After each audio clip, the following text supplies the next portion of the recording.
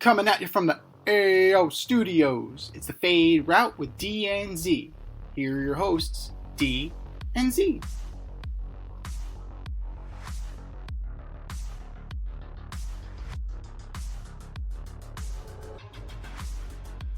Powered by Riverside FM.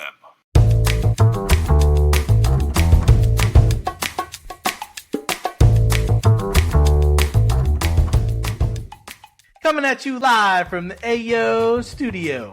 Ayo. It's the Fade Route with D and Z. I am D, and we've got a great show for you tonight. Team USA practices. Yankees are sliding, and the MLB All-Stars are set. But we begin today's show with Team USA basketball. Yay. Started practicing and getting ready for the Olympics next month. Anthony Edwards believes the offense should run through him if the team wants to capture gold. Is Anthony Edwards right? Will he even start on this team? Well, we had this conversation in our production meeting, right? Who do you start? Who is your starting five? What do you value if you're Team USA? Do you value the young guns who are going to give you energy and who are going to give you that spark? Or do you value the veteran savvy? With the veteran savvy, however, comes a lot of questions about health and load management. Because you're looking at, in no uncertain terms, Anthony Davis, Joel Embiid, Kevin Durant doesn't have a clean medical history, Kawhi Leonard, LeBron doesn't have a clean bill of health. Yeah, that's a lot. That's an absolute lot. I heard Now, Kawhi Leonard looks fantastic. That's what 3 months off will do for you. That's what playing for the Clippers will do for you. Like, I look fantastic. I haven't played in forever. This is awesome. It's awesome. But in the same light, you know, Devin Booker's nice and rested too. Phoenix was bounced early too. So there you go. You got that. Now, you know, you got a good mix here. You definitely have a good mix. But that creates a logjam at positions because you're looking at LeBron, Kawhi, Jayson Tatum. You're looking at Drew Holiday and Anthony Edwards. You're looking at Anthony Edwards, Devin Booker, Drew Holiday. You know, Steph, is he going to be like your Tony Kukoc off the bench? Or is he going to be the guy that's going to be starting at your 2? Or are you going to play Anthony Edwards off the ball, have him be your 2? Or are you going to have Tyrese Halliburton be your 2? There are a lot of questions here, and there's a lot of overlap. Now, that provides a lot of interest. And frankly, it's tough. It's absolutely tough. Because when we were talking about it in our production meeting, it's like, okay, do you start Embiid, right? Because who else are you going to start? Anthony Davis? Like, no, you got to start Embiid. So do you put Davis at your 4? And do you go like, do you go Rudy Gobert Cat situation? Or do you go Embiid Durant? If you're going scoring wise, you got to go Durant. So now, I mean, you're not going to start LeBron. So you're looking at Embiid, Durant, LeBron. So that it leaves you with Embiid, Durant, LeBron, Steph, because it's Steph. And then who's your point guard? Drew Holiday is the only true point guard here, right? Am I crazy in making that statement? Like, you have Booker, who's a combo guard. He's better off the ball.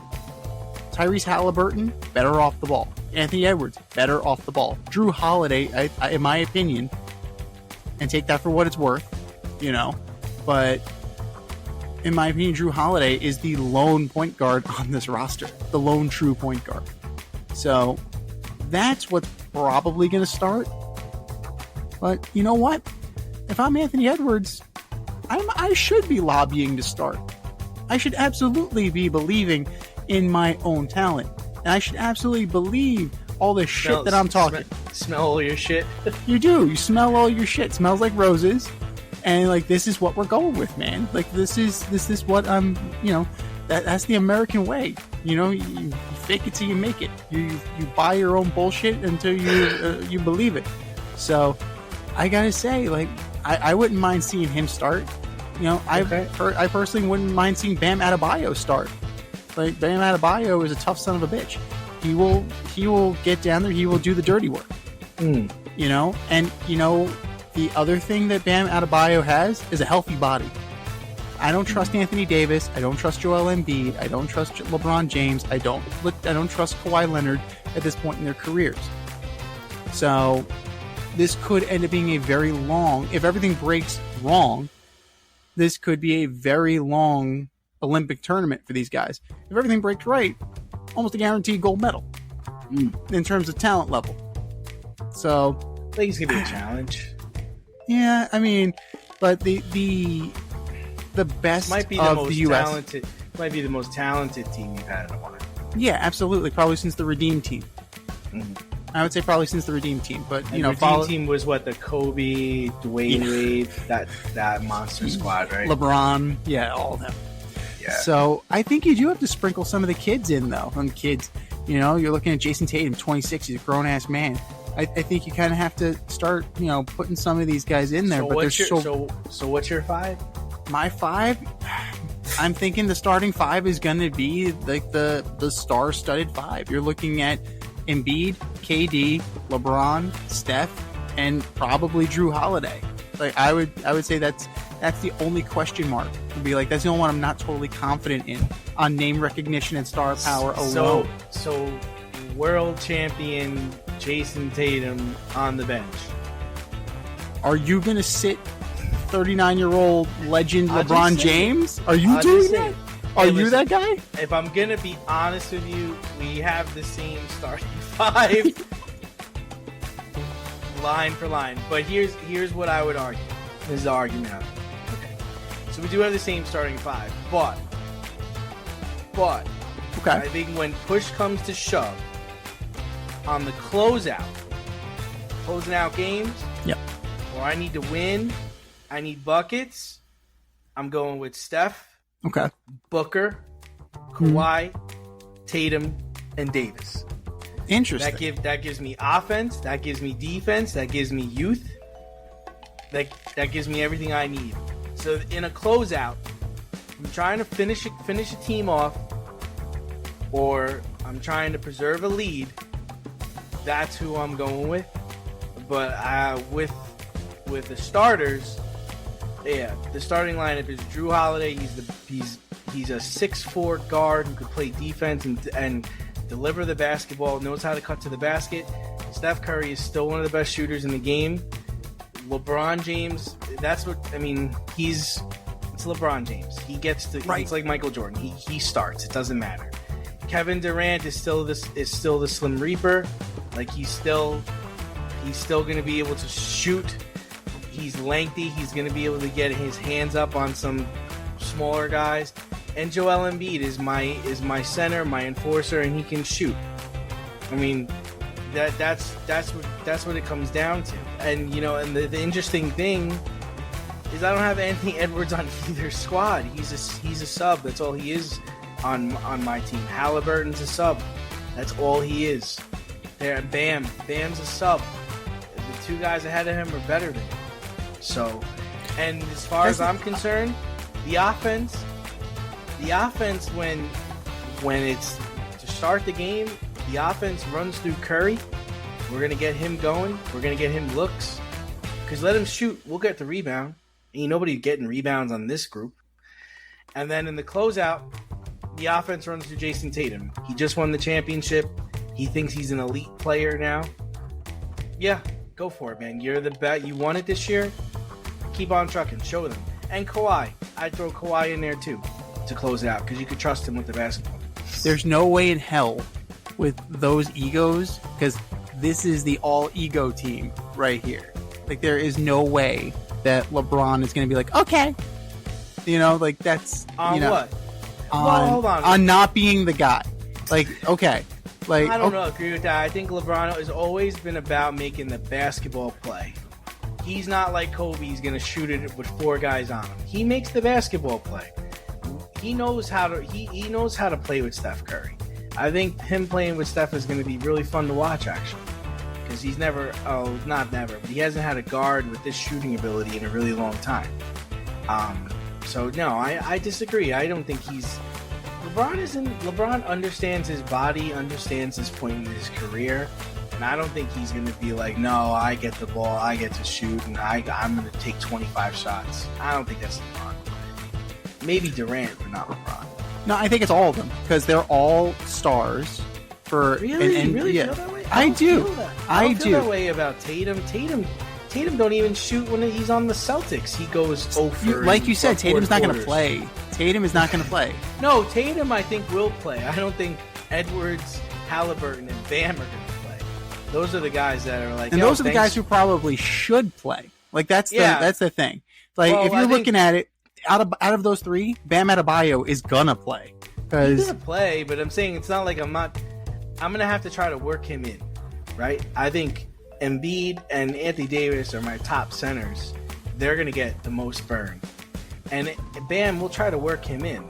Same thing with Edwards. It's like, dude, I don't really need you. Like, what are you bringing that these other guys don't bring to the game? Like, and you're already talking about how the offense should run through you. I don't need to deal with that shit. Like, dude, sit here. I'll get you in when I get a chance, man. And Halliburton's another guy. It's like, I'm glad you're here. You know, give some guys a blow, but I'm going to really find a place for you. Who are you playing over? Unless someone gets hurt or unless someone's tired. Like, that's sorry. Steph. That's Steph. Like, he's really? logically, he's a two guard. Like, where are you going to go? You're going to replace a two guard. So you're not, that's just logically where he goes. But he doesn't bring. His game is not Steph's game. Like, he's not that kind of a shooter. Steph is the only legit shooter on this team. Like, he's the only guy who's I would say catch and shoot. He's the best of the bunch. You're going to get it from Durant. You'll get some of it from LeBron. But, like, you're not replacing Steph. Booker could shoot. Yeah. And he's all right. He could shoot. He's like, out of 100, he's like an 88. He could shoot. I mean, come on. Devin Booker could shoot. Yeah, no. This is going to be way too many cooks in the kitchen, still only one basketball, and it's going to be exactly what it's always been with the United States when it comes to basketball. Like, you need to figure out, like, the fact that we're having this question says enough about it. Like, it implies, the implication is that there are multiple guys who are going to want this. There are multiple guys who think how Anthony Edwards thinks. The problem is that Anthony Edwards has not mastered the inside voice. Like, dude, they're not stupid enough to say it. Like, that's the thing. Like, they may think it. They may think it. And I'm sure they do. Like, you wouldn't be a superstar athlete if you didn't think that the ball should go through you. Like, yeah, I mean, I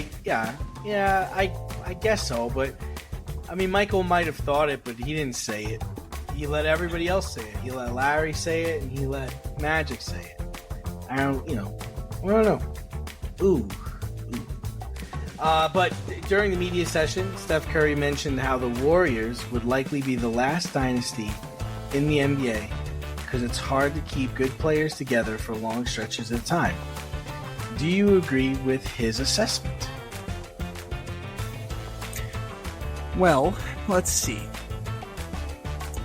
He definitely has a point in terms of keeping teams together.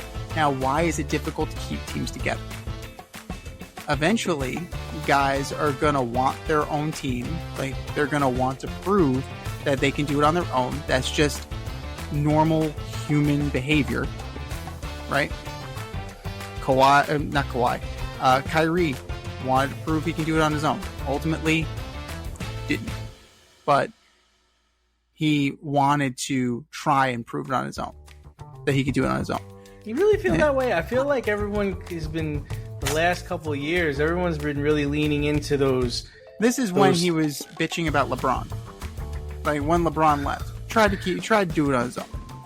And that caused a rift. That definitely caused a rift between them. That LeBron has just really started to kind of, when he was speaking wistfully about their time together, that he's trying to mend some fences there. But there were definitely some hurt feelings there, and there was definitely a a little chip on Kyrie's shoulder, like, yeah, you're going to leave me? Fuck you. I'm going to win something. Ultimately, it didn't work. But, it's there. So salary cap wise, financially, it's very difficult to keep teams together. Ego makes it very difficult to keep teams together. And, it's one of those things that the format's changing too. So the Warriors in seasons past, now we have the play-in tournament. Would the Warriors have dipped into the play-in tournament at some point? Like, could we have seen the San Antonio Spurs, right, of, Parker, Duncan, and Ginobili? Could they have gotten picked off by a hot team that ran through the play-in tournament? Like, these things, the landscape of the game is changing, and it's changing underneath everybody's feet. So it's going to be the last dynasty for a while. Eventually, I think teams are going to kind of figure it out, but they're also going to need to figure out the salary cap. They're going to need to figure out that, I need to pay everybody. Like, in order to keep these teams together, I need to pay everybody to keep everybody happy. Right? And you also need to keep reinfusing new blood. The Warriors would still be successful if Bob Myers successfully reinforced this team with young players. Would you agree with that statement? If James Wiseman hit, or if, Jonathan Kuminga, if he hit, like, this would still be a continuing dynasty. I think Kuminga's good. Yeah, but is he, like, ready, if Steph left today, Jonathan Kuminga is not going to fill that role. Yeah, like, I don't know if anybody can fill that role, though. Right. Now, you're looking at Andrew Wiggins. You traded for Andrew Wiggins. Didn't exactly do what you hoped. So, it's not just keeping your stars happy. It's reinforcing the bench, and it's making sure that the future is solidified so that the present will also be taken care of. It's a fine and delicate balance. Now, who's the next dynasty going to be? It's hard to say, because at the end of the day, you need star power, right? Dynasty implies star power. Mm-hmm. Showtime Lakers, the Celtics, the Shaq and Kobe Lakers. You have the big three from the Celtics. Noticing a pattern here. The Bad Boy Pistons, Jordan's Bulls from the 90s. Like, you have a certain level of star power, but then you also have the other guys who fill their roles and play them well and don't try and do too much and try and stay within themselves. So it's a generational thing. We just talked about it with the Olympic roster. Guys fancy themselves stars, even if they're not. Even if they're not. Even if they're good role players and they're getting paid as if they're stars. You mentioned last week OG Anunoby. OG Anunoby is a very good player. OG Anunoby is not worth the contract that he just signed. Isaiah Hartenstein was a very good player for the Knicks last year. Not worth $30 million. Like, the price tag has just gotten out of control. So until teams and players kind of get this under control, I do agree with Steph that the Warriors are going to be the last dynasty for a while. But there will be another one in the future, just not yet. Yeah, I mean, I feel like the NBA is all about dynasties. I mean, if you think about since the 80s, we've had runs. We've had, like you said, the Bulls, the Lakers. We had the Warriors, the Heat. So I disagree with you. I think Boston could totally go on a run right now. They only lost 18 games this past season. They're bringing everybody back. Everybody's signed. So they have a chance to be a dynasty. They could definitely do 3 in 4 years or 3 in 5 years. Another team that I think is capable is the Oklahoma City Thunder. I think they're coming. I think Presti has built himself a winner there. I think they're going to compete for the next 5 to 6 years. I wouldn't close the door on Denver. I think Denver can come back. They need to make some roster moves, but they're definitely capable. They'll be in the running to win the next 2 years. So that'd be 3 and 4 years they could possibly pull off. And you know what? Do not sleep on the Spurs. I mean, Spurs have Wemby, and Wemby just finished his first year. He's gonna be a problem. He's gonna be a force to be reckoned with for the next several years. And I think if their GM can put some players around him, they already got Chris Paul. I don't know what the hell that means, but you know, I'm just saying, like, it's not out of the realm of possibility for teams to compete for multiple championships in the NBA today. I do agree with you that it's harder, but it's harder on the GM. It's harder on the guy who's got to make moves and make trades. That's who it's really hard on. And you've got to be able to know when Dame Lillard is time for him to go, it's time for him to go. You got to know when Kyrie's not working out, Kyrie's got to go. You got to know when James Harden's not working out, it's time to go. You got to know when Paul George scoffs at your contract offer, it's time for Paul George to go. So it just comes down to that. But dynasties and teams winning multiple championships, there's never parity in the NBA, and I think that's good for the NBA. I think the NBA benefits from there not being parity. I think parity in the NBA could really hurt the sport. Well, I don't know about that. Like, there's a clear haves and have-nots. You're absolutely right. Like, there's the Lakers, there's the Celtics, there's the Heat, there are the Warriors, you have the Bucks, you have that clear level, and then you have a bunch of other teams. So it's one of those things. I mean, the last repeat team was almost 7 seasons ago. So the last time you had repeat championships was almost 7 seasons ago. So that's some Warriors. It was the Warriors, yeah, 17, 18. So, like, there's something to be said about that. Like, there is to be honest with you, the only reason why that slowed down, it didn't have to do with money. It had to do with they were fucking tired. Like, they all got hurt. Clay got hurt. Steph was hurt. Durant got hurt. They all got hurt. That's why that ended. And then Green and Durant got into a fight, and Durant's like, I'm out of here. Otherwise, if Durant stayed there, shit, they would have probably won at least 2 more. Well, I mean, who are you picking off at that point? You're looking at... All right, you're looking at the 2019. That's when we're going to be looking at. They made it back to the finals. They lost to the Raptors that year. So they won. They made it to the finals 3 straight seasons. So even with all that turmoil, they lost to Kawhi and the Raptors. Then you're looking at... they were shot. Clay tore his ACL in that fucking series, and then didn't Durant tore his Achilles, right? They never made it back. Yeah, that was it. That was the swan song, and then you had the bubble. So, And then you're looking at that. You're looking at Giannis got his. The Warriors made it back.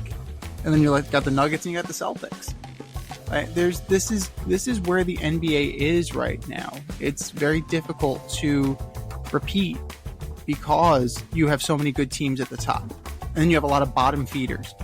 Right? There's no clear in between. Like you have the Utah Jazzes, you have the Cavs, who are just kind of on that treadmill of mediocrity, and then you have franchises like the Orlando Magic, who are finally good.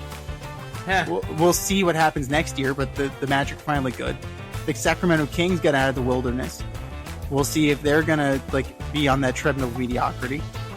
But then you have franchises who are the dog shit on the bottom of your shoe, the Detroit Pistons. Sorry, folks, the Detroit Pistons.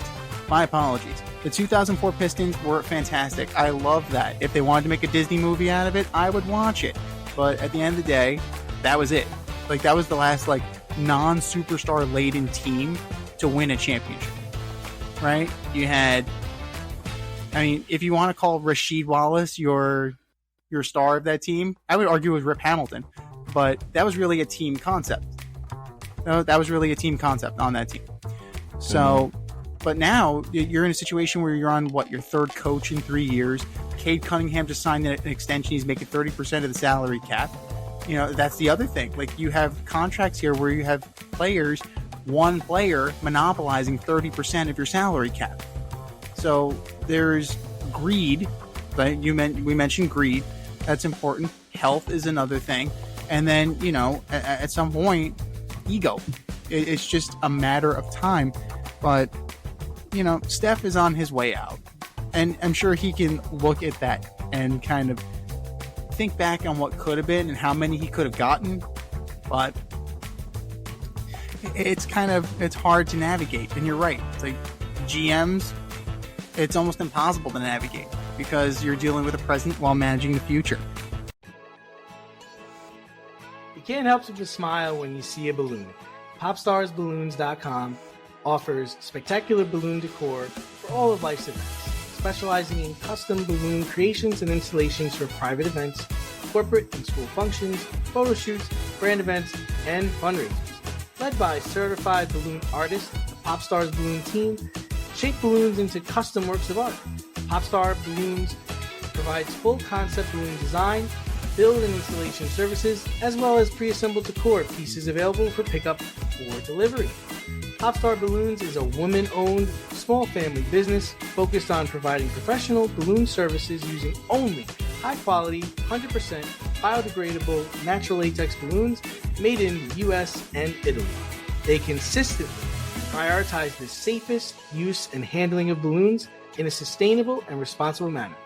Popstars Balloons is located in Westchester County, New York, but likes to party at events throughout New York City, Connecticut, Long Island, and New Jersey. Popstars Balloons can also accommodate balloon decor services for destination events. No event too big, no event too small, and their custom personalization service is the perfect touch. They also offer a full line of event decor options like backdrop, prop rentals, tablescapes, dessert table setups, custom signs, and they always deliver with a smile. Whether you're looking for gift balloons, classic decor, or large-scale design for a big impact, Popstars Balloons will create the perfect decor for your theme, vibe, and space. So if you have an idea in mind or need inspiration, Popstars Balloons decor will be the cutting edge and spectacular. Visit popstarballoons.com to pop your next event.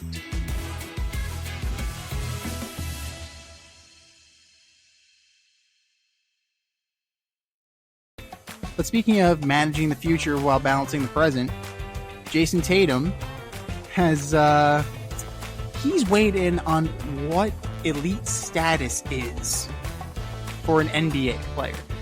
So, as you know, Jayson Tatum won a championship with the Celtics, and he believes that one championship gets him a seat at the table of elite players. So, is he onto something, or has the bar been set so low in the NBA that one championship earns you elite status? No, especially the route they took. Like I said, I do think the Celtics team was a very good team.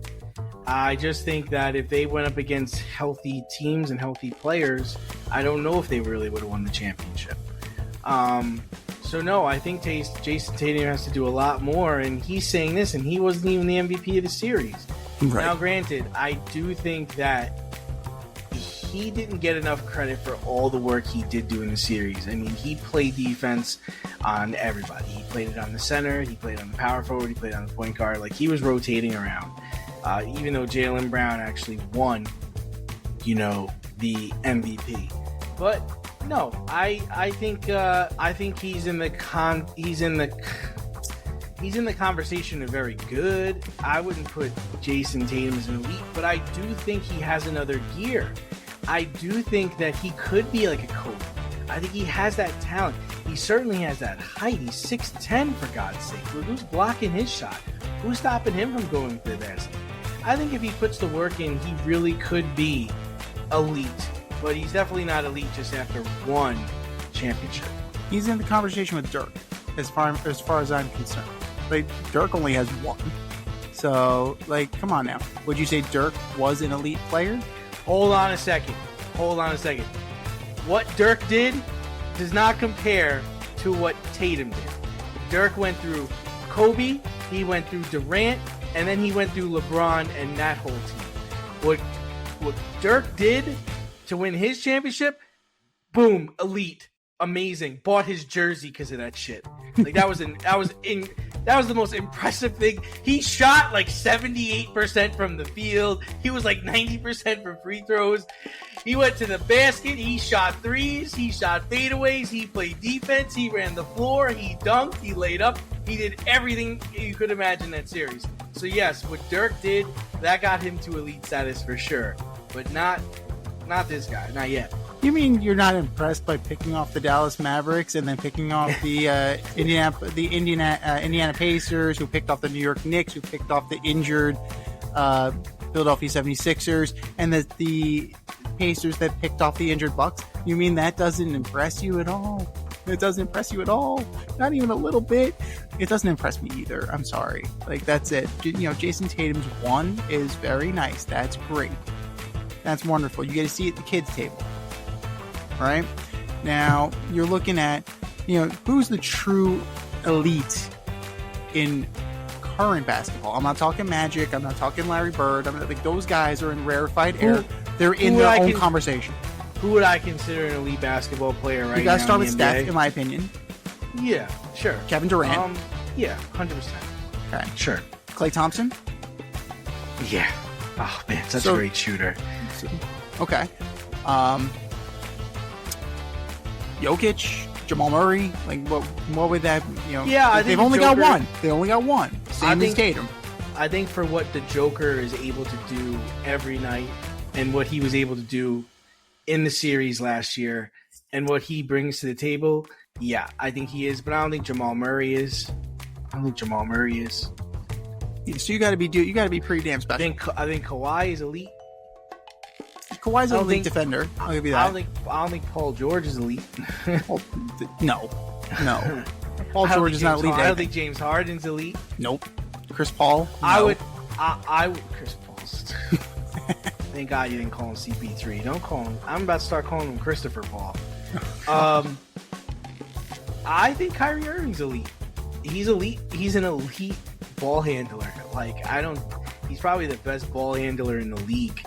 He's incredible what he's able to do, and he's got a chip, and he's gotten to one without LeBron, which I think was important. Right. And he hit some clutch shots when they beat the Warriors after being down 3-1. So yeah, I would consider Kyrie Irving elite. So then, what do these people have in common? They're all a well-rounded kind of like the rarefied air guys. Like, of all of them, like. They've done something rare, right? They've done something rare, right? They have an appreciable skill that's better than everybody else. Yeah. Exactly. What is Jayson Tatum's skill that he's appreciably better than everybody? Yeah, I don't see it yet, but there's potential there. He could be. I think he definitely has the ability to be there, but he's not there after one championship. He didn't even win the MVP in the Eastern Conference Finals, man. Like, you didn't even pick up that fucking trophy. No, that was Jaylen Brown. Back. Yeah, you got to come back and be the clear-cut leader of your team. Even fucking Jason Kidd's like, well, Jaylen Brown's the best player in their team. Like, he's calling you out. That didn't change anything either. So, no, I don't think. No, I think he could be. Would you consider Giannis elite? His size is just a problem, right? It's just. Yeah. I don't think he's a good shooter, and I don't think he's a good well-rounded basketball player, but his length and his size just presents a real problem. So I wouldn't call him elite. I wouldn't call him elite. I wouldn't even call Joel Embiid elite. No. I agree with you on that. We've seen it. But if he was to win and get the MVP, and he has the ability to be there, he's just not there. No, he's not. He's also 26. Like, to your point, like, you think he has another year. I think he has another 13 more years in the league. to kind of demonstrate whether or not he is elite. And, you know, like when it's all said and done, like it'll prove out one way or the other. But if you look at history, that's why we have worry these that arguments. he doesn't. I worry about his mindset where he's already thinking he's elite, like he's got nothing else to prove. Right. You know what I mean? Like Jordan felt he had something to prove every night. You know. Oh, you want to give Karl Malone the MVP trophy? Not a problem. You want to cut me from my junior high basketball team? Like, there you go. Like, he took a shit. You think Clyde Drexler's the best 2 guard in the NBA? Okay. Cool. You didn't like Space Jam? Okay. Just didn't say anything. Just went out there and busted people's asses. Like, so that's the only thing is like, you know, even when you would ask Jordan if he was the best in the game, he's like, that's not for me to decide. It's not for me to decide. You know, And it's not. I got something to prove to myself. But it speaks to the generational divide that we were talking about before with guys like Anthony Edwards. Like, these guys come up smelling their own shit and they believe it. Exactly. Like, I mean, think about LeBron. LeBron has been getting his ass kissed since he was, 14? Maybe younger. About that. Like, only recently has LeBron really started to kind of lean into the GOAT thing. He was very deferential. He is very deferential to other people. So there is a grace to LeBron. Do I think he's an egomaniac? Absolutely. Do I think he's I think he thinks he's the best player in the game. I've heard him say that on many occasions. But he is deferential to other people, though. Like, he's not coming out here saying, I'm elite. Like, you know, that those words have never escaped his lips. So he knows how to play the media game. And this shows that Jayson Tatum still has a ways to go to learn how to deal with the media. And this is going to be a masterclass because he's going to get to be with really great media people, right? He's going to learn from LeBron. He's going to learn from Steph. He's going to learn, you know, from Kawhi Leonard. Kawhi Leonard doesn't say a fucking thing. Like, Kawhi Leonard has mastered the art of saying nothing. Like, that's good for him. So, like, there's your learning tree right there.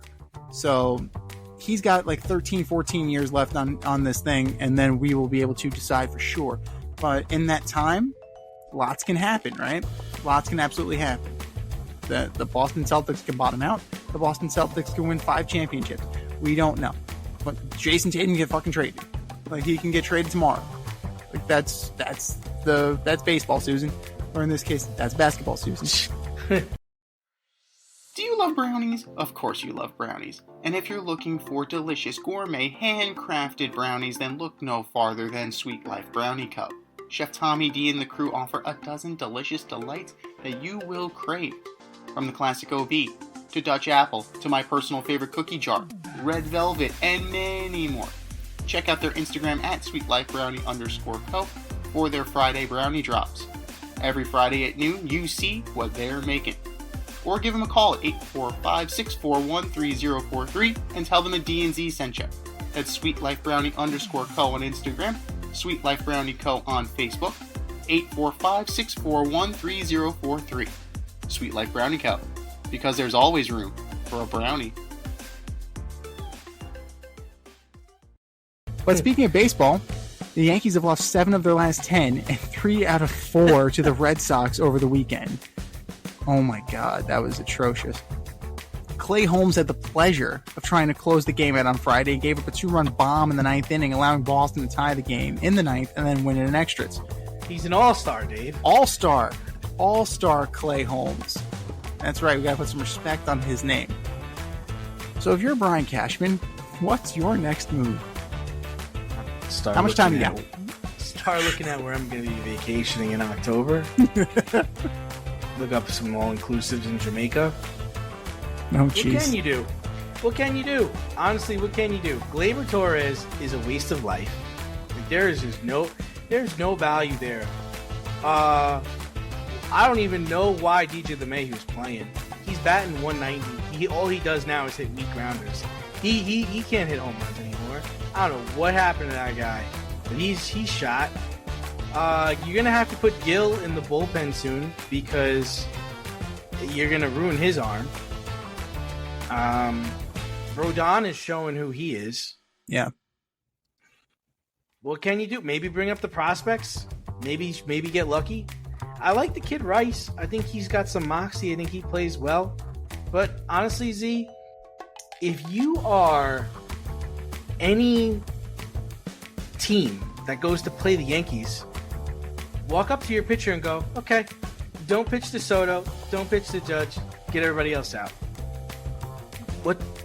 How? There's no recipe for that's better than that. Volpe's come back to life. He's come back to earth. He's batting 250. Like, pitch to everybody else. They got Verdugo in the 5 spot. He's batting 246. Like, come on. Not afraid of anybody in this lineup. It's like last year. Just get through the bulk of the guys, and then the rest of it's cake. You're not going to beat the Baltimore Orioles. Hell, the Red Sox is really good. I mean, I know it was just one series, but they got young guys. They're 9 games over 500. You don't even know their names, but they're playing really good. Hawk made the All-Star team. Devers is hitting dingers and bombs. Yeah. I don't Jansen's think their Devers closer. didn't make the All-Star team. No, he did. He just can't go because of his shoulder. He made it. Jensen's climb. I mean, I don't like Jensen, but he's climbing up the all-time records for saves. Like, if you're saying, okay, what roster would I rather have for the future? Would I rather have the Yankees roster or the Red Sox roster? I think the Red Sox roster is more appealing because their guys are just younger. You don't have a bomb like Stanton in your lineup. Like Stanton, he's hurt too. He can't even play right now. No, he's hurt. He's out. So now I'm starting to look up where I'm gonna go. What am I gonna do? It's off season. You're just not gonna be able. I mean, listen, it's July, and their pitching has been shit the last 2 weeks, but I do believe that they have good starting pitching.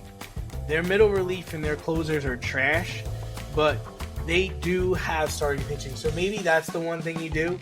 Maybe you go out there and try to fleece like the White Sox or the Marlins, get a middle reliever, get a closer. Clay Holmes is not going to get it done. Not going to get it done. Glad he made the All-Star team, his second All-Star team. Good for him.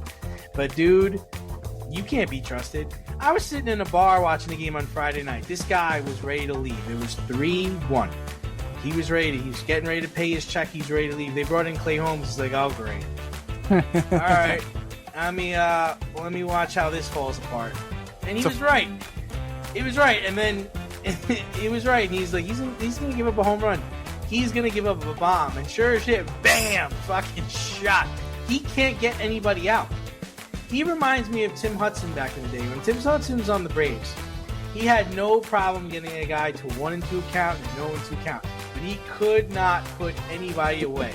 No. To the point where people would hit like their 6th or 7th foul ball and it's like, fuck it, I'm just going to throw him a fastball in the outside corner and hope for the best. And that's literally what happens. It's like when Holmes has it, he has it. But when he does it, you know right away. You know in the first batter if he's got it or not. He's not closer material. He's just not. No. It's a far cry from Mariano Rivera.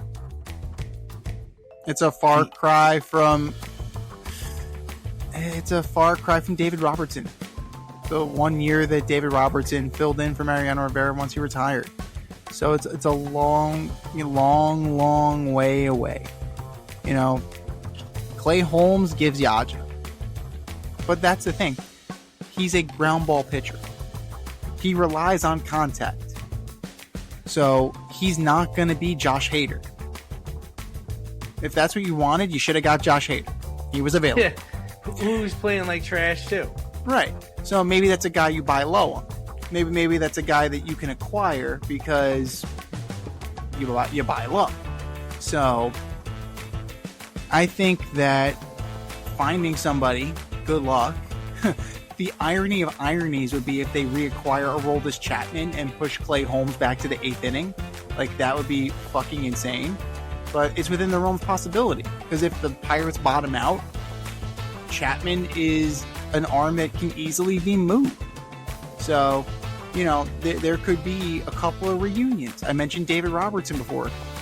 They could beat the Mets to David Robertson and deal with the Rangers. The Rangers, they're not shying away from the fact that certain veteran players are going to be available. So guys like Scherzer, guys like Robertson, they can be had. So you're in this thing. You're clearly in this thing. The Yankees are in second place in their division. They're in this thing. They've completely friggin' gone off a cliff, but they're still in contention.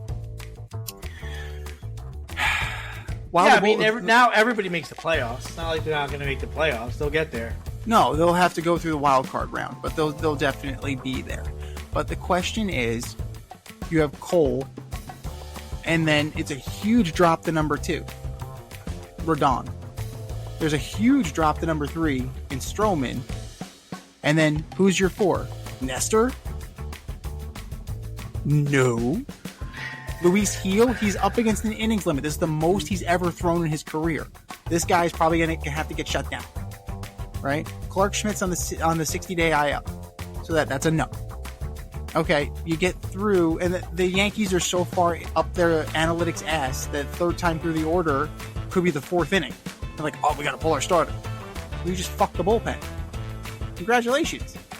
Now you got guys like Caleb Ferguson and Tim Hill and Josh Mashevsky and Michael Tonkin, who the Mets didn't even want. That's all you need to know. He got cast off by the Mets twice this year, and the Mets need bullpen desperately. Like, no, this guy fucking sucks. Get rid of him.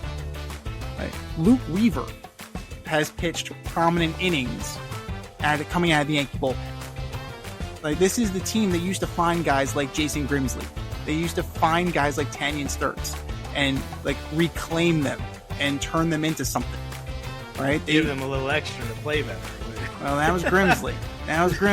Yeah, he was the one apparently allegedly supplying it. So, you know, we gotta watch those guys. But then you have like Tommy Kahnle. Like it's just not good. The drop off is so severe. But that's not even the biggest issue, right? Because now Rizzo's out. When Rizzo comes back, what the fuck is Rizzo? Right? What do you do with him? Because you're going to keep Ben Rice. Ben Rice has not demonstrated that he's incapable of doing this job. So you're left with guys who are redundant. You have Cabrera, Davis, LeMahieu, Glaber. Like, they're all redundant players. Like, what the hell are you going to do? You need a catcher. Jose Trevino is decent at best. Right? I mean, I know he won a platinum glove, but that's it. That's it. Austin Wells, he's not ready to be a major league hitter right now. No. And then you got the outfield. The immortal Jahmai Jones and Trent Grisham. Trent Grisham, who should be fucking cut today. Like that friggin'... Did you see that play? That ground... that single to center field that he lollygagged and you sent it to me. It turned into a fucking double. That's ridiculous. Like, Grisham... Aaron Boone didn't seem to think it was a big deal. That's bullshit. No, absolutely not. That is absolute bullshit. You turned a single into a double because you lollygagged. And, you won a gold glove. This guy's got a gold glove. So what's a gold glove worth these days? So, you have Judge, you have Soto, you have Verdugo, and then you got a whole lot of nothing. So, you have so many needs. I don't even know what the first one is. This is like one of the worst good teams, the worst allegedly good teams we've seen in quite a while. So who hired this crew? I don't understand. I don't understand what's going on here. Like, the record doesn't match. The whole is way different than the sum of its parts. And the math ain't mathin'. The math ain't mathin'. No, absolutely not. The math ain't mathin'. But I'm calling the Rangers. I'm seeing what I can get. I'm calling the Marlins. Like, Tanner Scott's available. Jazz Chisholm is available. Which gives me pause. Like, he's 20-something years old. He's a speedster. Why the hell is he available? Like, this is a guy that you want to build around. Why are the Marlins making this dude available? That's a red flag, in my opinion. It would be like the Royals saying, hey, we'll give you Bobby Witt Jr. Oh, sure. Of course. Yeah. Like, what's wrong with him? You're kicking the tires on the Blue Jays. Like, you're kind of monitoring their situation. You're looking, maybe you can pick off a guy like Matt Chapman from the Giants. Like, there are moves you can make in a couple weeks. right now, you have 6 days, 6 games till the All-Star break. You are not doing ugats right now. You're just trying to make it there, and then you're figuring out where you go.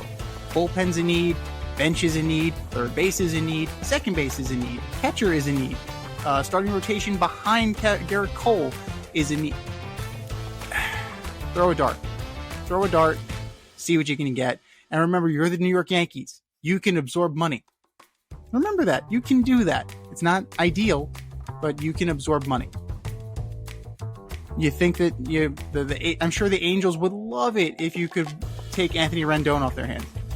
I'm sure they would love that. So remember who you are. You're the team with deep pockets. So let's not forget that. Speaking of let's not forget that, the All-Star game's coming up, and the MLB All-Star selections have been made.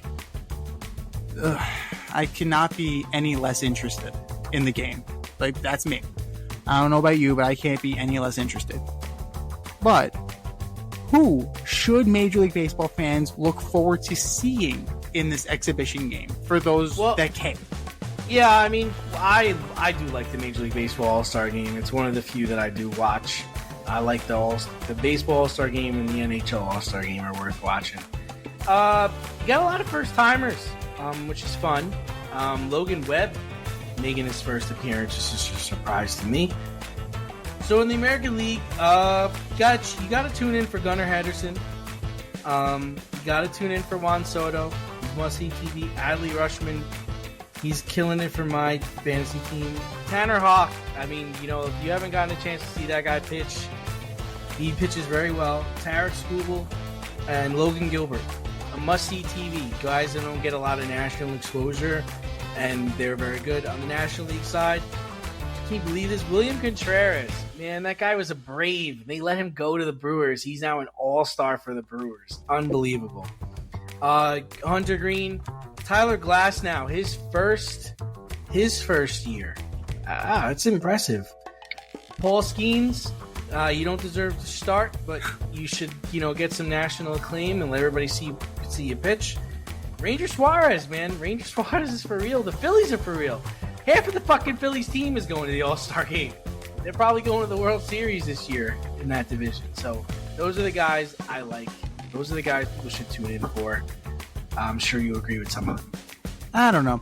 Well, here's the thing. Between now and Sunday, lots of things can happen. For example, Zach Wheeler left his game today with lower back tightness. So he's on the All-Star team. He ain't pitching in the All-Star game. But no, as soon as he also doesn't pitch for the Mets anymore. That's a shame. Yeah, that's it. He would have been just as mediocre as he was when he was a Met. So there you go. So he's going to come back to earth. Don't worry. It's a matter of time. Just like Ranger Suarez. He's getting tattooed the last 2 starts. So that's always lovely. Paul Skeens probably is not going to pitch. But anybody of note is probably not going to pitch. Because if they fall on that Sunday, their teams are going to prioritize their game over the All-Star game. So they'll doff their little cap, and they'll sit in the dugout, and they'll enjoy the experience, but they're not going to play. This roster is not the final roster that you're going to get. For example, Lindor and Nimmo are somehow going to end up on this roster. Ugh. They're gonna. Now, hear me out. Here's why. You already mentioned injuries, right? So that is going to be an issue. You have multiple players, like you already mentioned Devers. They're going to need an injury replacement. The pitching staff, that is in flux. That's great that you were doing that, but still. As far as elected starters go, let's talk about elected starters for a second. I don't have a problem with a lot of the National League. Like, I get William Contreras, beat out Will Smith, so that's fine. Trey Turner only played 46 games this year. So, and the numbers, when you look at them, are not that impressive. So I would argue C.J. Abrams should be starting over him. C.J. Abrams is having a much better year than Trey Turner.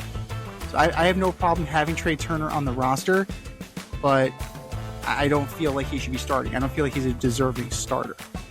A guy like Jerkson Provar, good for him, man. Like, he's been Yeah. in the league for years, and he's finally Yeah. seemed to have put it all together in San Diego. So, Yeah. good for him. And then you got a guy, like Vladdy Jr., that really, there isn't another first baseman? Like, come on now. He's okay.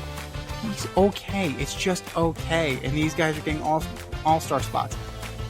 I get Marcus Semien has 12 home runs, but I think he's hitting like 220. Like, that's all-star material? Like, this doesn't woo me. This doesn't excite me, dude.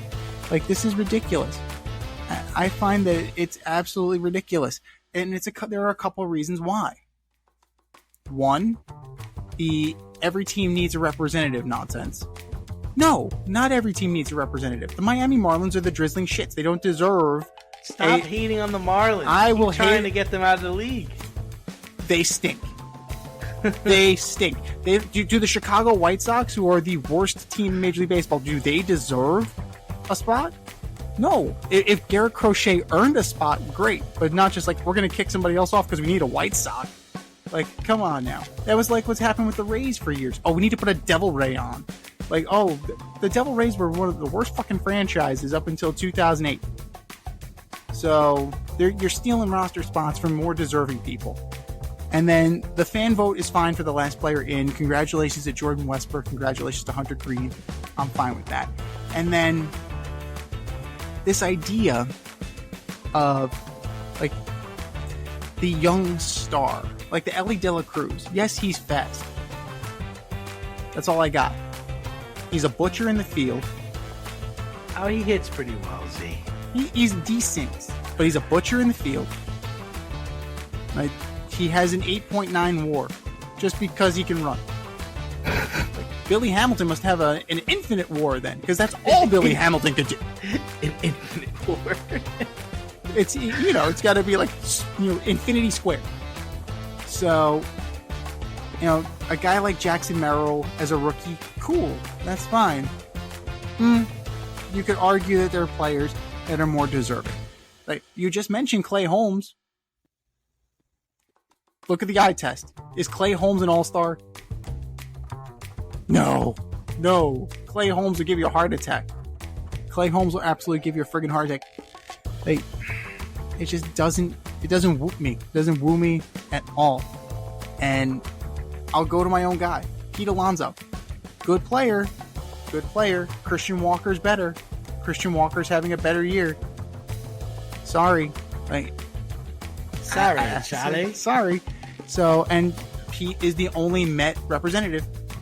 So it's like, there are other guys. Like, I like Pete Alonso. I think he's a good player.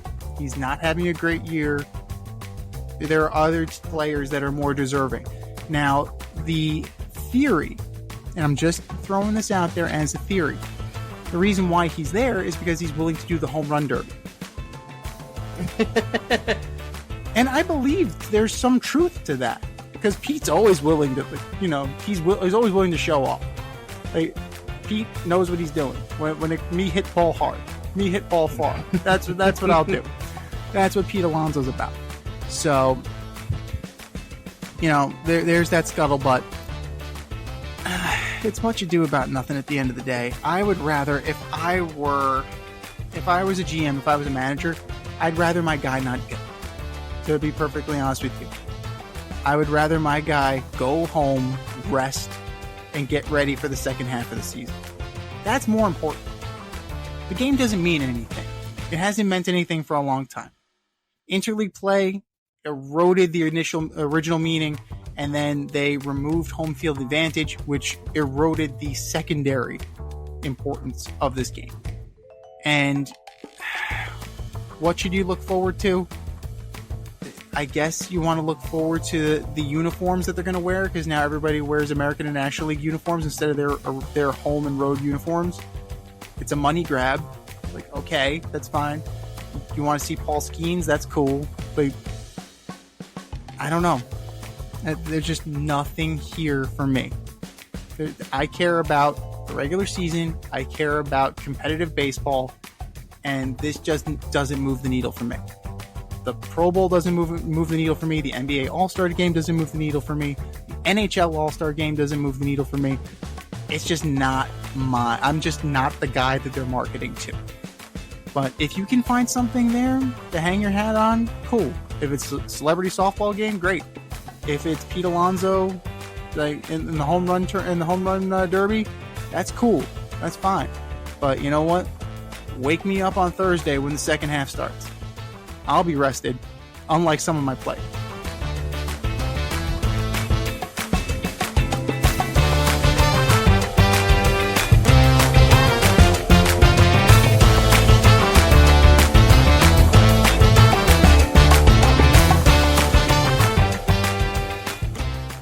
When owning a home, it's important to have heating and cooling professional available when things go wrong.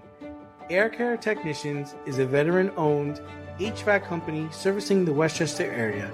They are licensed to service, repair, maintenance, and replace all HVAC units. If your unit is not running properly or you would like to improve the air quality in your home, contact Air Care Technicians for a free quote.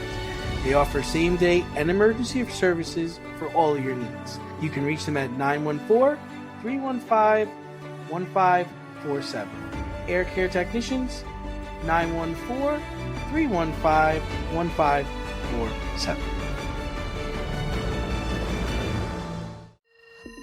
It's time for the mail route on the Fade Route. And if you want to be featured, hit us up, faderoutemail@gmail.com, or slide in our DMs on IG at Fade Route Podcast, or drop us a line on X at Fade Route DNZ. Note sent.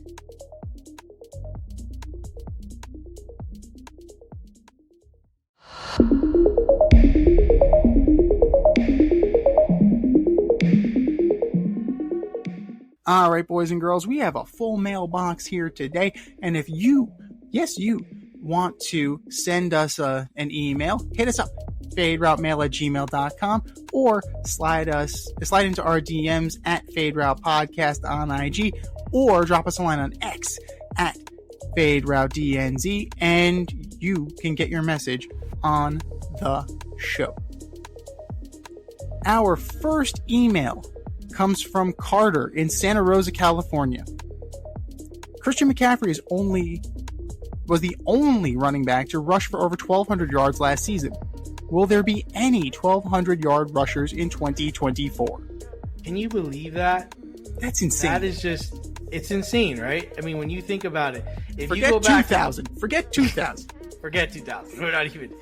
If you go back to 2003, there are 1, 2, 3, 4, 5, 6, 7, 8, 9, 10, 11, 12, 13, 14 guys rushed for over 1,200 yards in 2003. You fast forward to 2023, and it's one guy, and he's a white dude. CMC 1.2K. So I'm gonna say yes, there will be. I think CMC will do it again.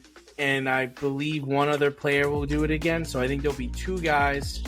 If I had to bet my money on it, I'd say him and Derrick Henry. I think Derrick Henry. Really? I think Derrick Henry is going to have a big season with the Ravens. Interesting. It's how the mighty have fallen, right? Like 1,200 yards doesn't seem like a lot. Like 1,200 yards seems like. Remember nothing. CJ2K? Yeah, I remember CJ2K, and then he went to the Jets. I remember. So how can you forget? But 1,200 yards is not a lot for running back terms. So it's hard for me to even say that he'll approach that again.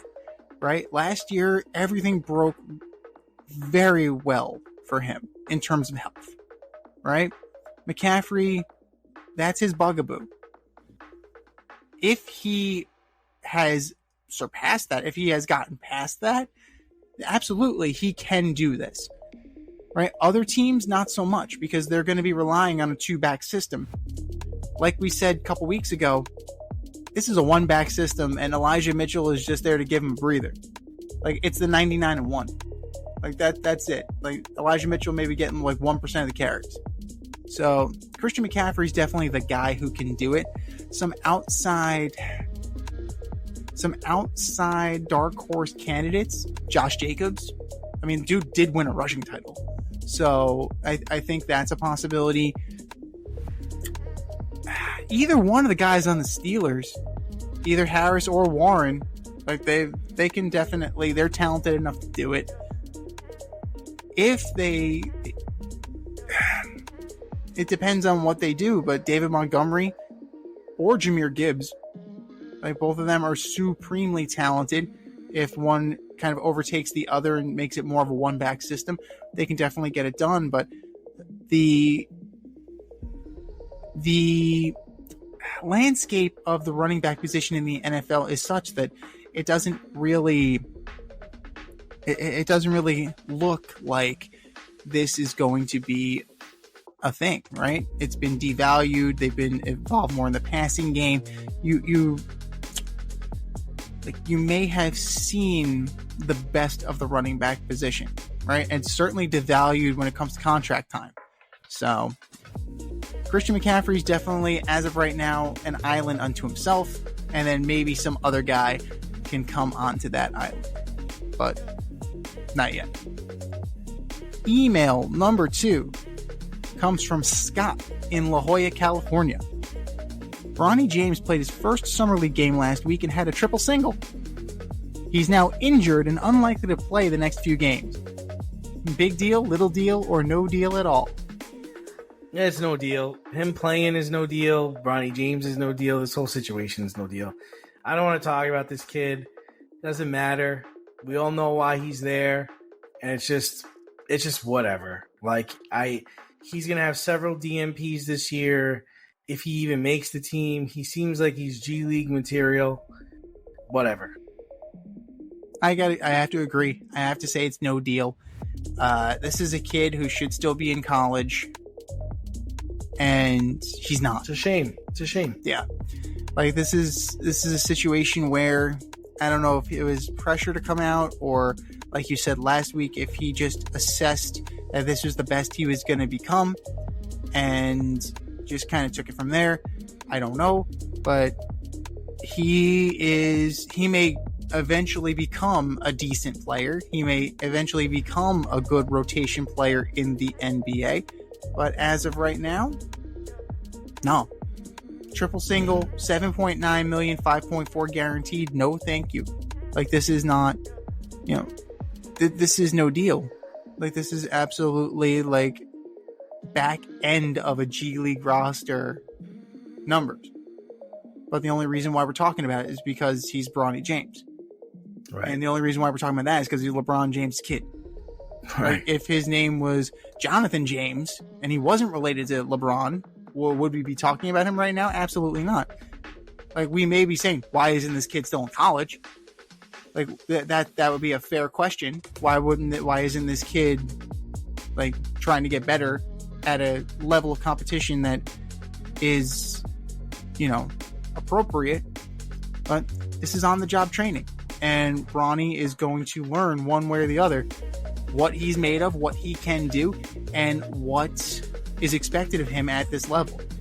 But until the lights are on bright, I think we're done with Bronny for the foreseeable future.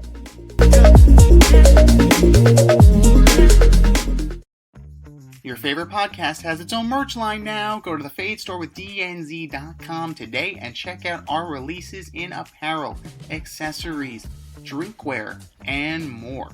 Ever wanted an Alleged Superstar t-shirt? We got those. You want some yoga pants? We got those too. And we're not done yet. We have a lot of exciting collaborations and new products on the way. But check out what we have now at the Fade Store with DNZ.com. That's the Fade Store with DNZ.com.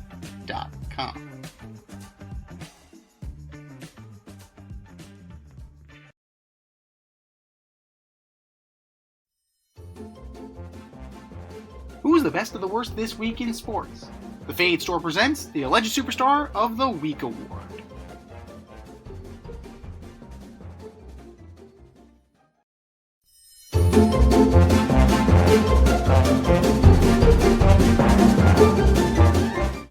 All right, boys and girls, you know what time it is. It's time for the Alleged Superstar of the Week. You know how it goes. We put up a poll on our X account at Fade Route DNZ, and our Instagram poll at Fade Route Podcast. And you vote, and you vote, and you vote, and you vote. And the winner of said vote gets a shout out on this here show and takes home the coveted ass trophy. And do you know who took home the coveted ass trophy last week, D? I don't. Jamarcus Russell. That was a slam dunk, man. Wait, no, you make out the check to Jamarcus Russell. I will donate it for you. I got you, bro. I got you. I spotted it. I got you. We're all good. I just got this weird thing going on with bank account right now. I just need you to make it out to me, and I'll take care of it from here, man. Focus. Oh my god. Oh god. Gullible. Not even a gullah cat. Gullible. Not even. I was about to say, not even a gullah cat. A gullible. A full-on gullible. But that was last week. This is this week. Who are your nominees for Alleged Superstar of the Week, D? No, that's a very good question. Where are my alleged superstars? Okay, here we go. First up, I've got Cubs reliever Colton Brewer. Yes. After allowing 3 runs on the .2 innings pitch, you broke your hand when you punched the wall in frustration. Good one going, Colton. You schmuck. Colton Brewer, you are my alleged superstar of the week. Next up, I've got the Detroit Pistons. You gave Cade Cunningham a $224 million max extension for what? Just because he's your best player on a bad team does not earn you a max rookie deal. Detroit Pistons, you are my alleged superstars of the week. And number 3, I've got the Boston Red Sox. For letting Chris Sale go to the Braves this season, Sale is currently the Braves' best pitcher with an 11-3 record and a 2.71 ERA, likely to start the All-Star game. He's an All-Star, Dave. Thanks, Boston. What do you got, Z? Oh, all good choices. You got some of mine. I tried to sneak him through, but you got Did both. you really? Of them. Yeah, I tried. I was going. Colton Brewer. I wanted Colton Brewer, and the Pistons. And the Pistons. 30% of your fucking salary cap dedicated to Cade Cunningham. Are you crazy? Are you absolutely Cade crazy? Cunningham must have thought it was a joke when they fucking told him what they were going to give him. He was like, really? Sure. All right, sure, I'll play here. Well, as Billy play here for the rest of my life. Well, wise man once said, when you get the answer you want, hang up. Hang up. I'm going to start with Brazil. The Brazilian national... Brazil. This is Brazil. The Brazilian national team bowed out of Copa America, and it's living on reputation at this point. Yep, no Neymar, no Vini, no shot.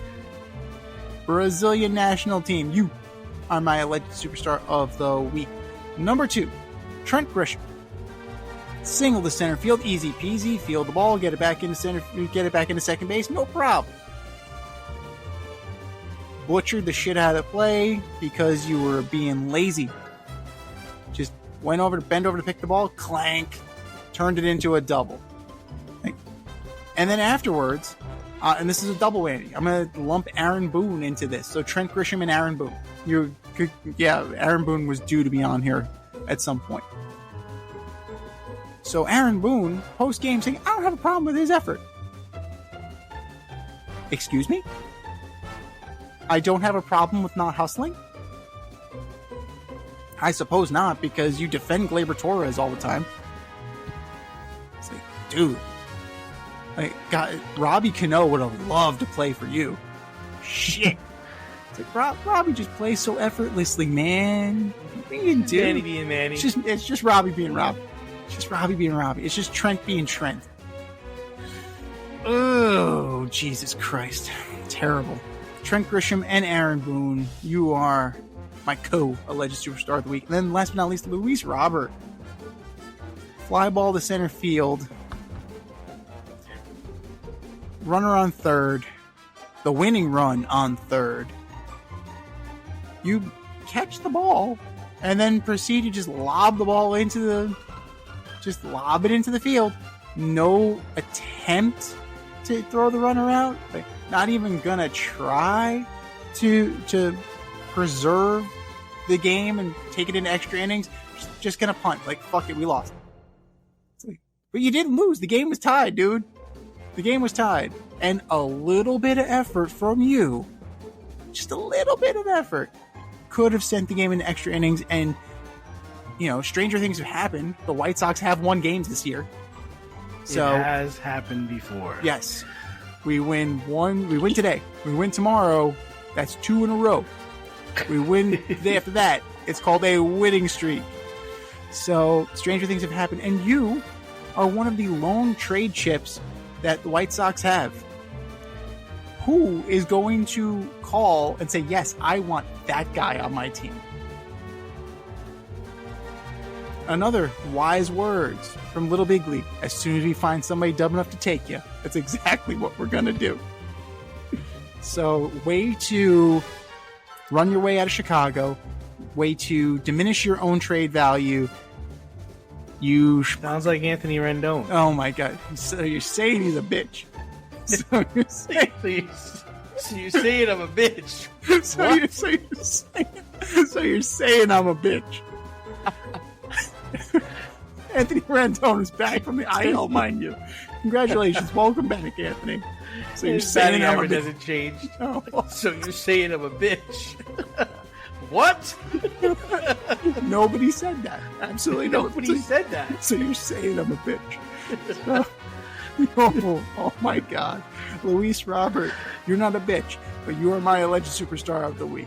I think we've said our piece. Go to our X account at FadeRouteDNZ. Go to our Instagram poll at FadeRoute Podcast and vote. And vote and vote and vote. And for our nominees.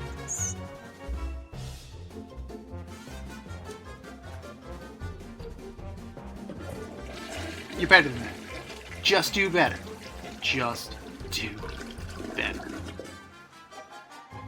This has been the Fade Route with DNZ. Thanks for tuning in tonight. Catch our podcast on Wednesday nights on Spotify, iTunes, iHeartRadio, or wherever you listen to your podcast. So until next time, stay fade, everyone.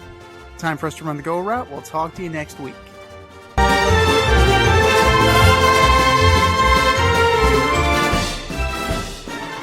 Thanks for listening to this episode of our podcast. If you liked what you heard and you want to hear more, be sure to like and subscribe on your favorite podcast platform. Leave us a review, rate us 5 stars, turn on subscription notifications, and share on social media. Tell your friends and spread the word.